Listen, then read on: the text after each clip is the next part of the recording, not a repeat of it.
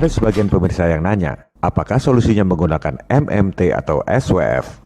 Sebagian pemirsa malah lebih tendensius. Oh, itu sejalan dengan MMT dan SWF. Nyetak duit sendiri dengan menjaminkan sumber daya alam.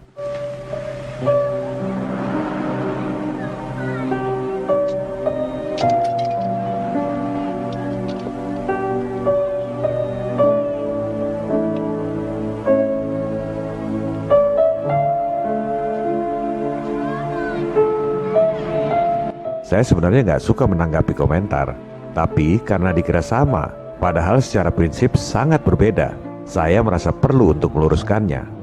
Pertama, menerbitkan uang sendiri itu bukan berarti MMT. Presiden Soekarno sudah terbitkan uang sendiri di tahun 1945. Coba lihat siapa yang tanda tangan. Menteri Keuangan, bukan Bank Sentral. Nyetak duit sendiri itu nggak ada hubungannya dengan MMT. Presiden Kennedy terbitkan uang sendiri tahun 1963 melalui Executive Order. Mungkin kalau di sini Perpres atau Perpu. Nggak ada hubungannya dengan MMT. Nggak perlu gembar-gembor teori baru. Praktek itu justru diam-diam. Uang dolar yang diterbitkan oleh Bank Sentral Swasta Fed, capnya warna hijau. Tulisannya Federal Reserve Note. Uang dolar yang diterbitkan oleh Kennedy tahun 1963 itu capnya warna merah. Tulisannya United States Note. Nanti dibilang Bung Karno dan JFK ikut-ikut MMT. Maaf ya, itu komentar yang kurang cerdas karena kurang wawasan. Kedua, SWF itu sudah dijalankan oleh Presiden Jokowi. Malah sudah ditunjuk CEO-nya, Dirut Bank Permata.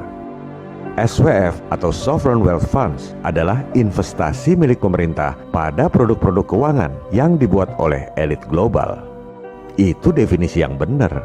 SWF nggak ada hubungannya dengan menjaminkan sumber daya alam. Coba pemirsa nanya ke Pak Wirakusuma, CEO SWF Indonesia. Pak, SWF itu menjaminkan sumber daya alam buat nyetak duit ya? Pasti Anda diketawain. Sekolah di mana, Dek? Pasti bukan pemain di dunia perbankan dan keuangan. Saya nggak menentang kalau ada yang mau bikin teori baru. Silakan aja.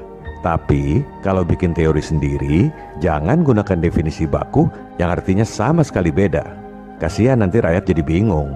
Populer di kalangan awam yang nggak ngerti moneter, tapi begitu diskusi dengan para pemain di dunia perbankan dan keuangan, jadi bahan tertawaan, karena definisinya beda sama sekali. Ketiga, Wall Street kasih utang pada Indonesia itu modal dengkul, duit siluman. Masa dibayar dengan menjaminkan harta warisan anak cucu? Itu karena nggak ngerti bahwa Wall Street bisa kasih utang 6.000 triliun tanpa jaminan apa-apa. Karena nggak ngerti, lantas kasih usulan jaminkan sumber daya alam buat bayar utang siluman. Menurut saya sih nggak masuk akal, tapi terserah. Jika menurut Anda masuk akal ya silakan aja. Kalau gitu, episode mendatang kita pecah saja. Episode 31 tentang utang siluman Wall Street. Supaya pemirsa, para wakil rakyat yang duduk di DPR dan DPRD paham betul permainan yang sesungguhnya. Kalau sudah paham permainan yang sebenarnya, baru kita bicara solusi yang efektif. Pada episode 31 nanti, kita akan sama-sama melihat perlu MMT atau tidak, perlu SWF atau tidak, perlu jaminkan sumber daya alam apa tidak. Baru kemudian di episode 32, kita membahas tentang solusi bayar utang 6.000 triliun dalam sehari. Bukan dengan teori-teori akademis seperti MMT dan lain-lain, melainkan lewat praktek yang hanya diketahui oleh para pemain di lapangan. Viva Republik Indonesia, salam people power. Oh ya, oh ya, oh ya, bongkar. Oh ya, oh ya, oh ya, bongkar. Oh ya, oh ya, oh ya.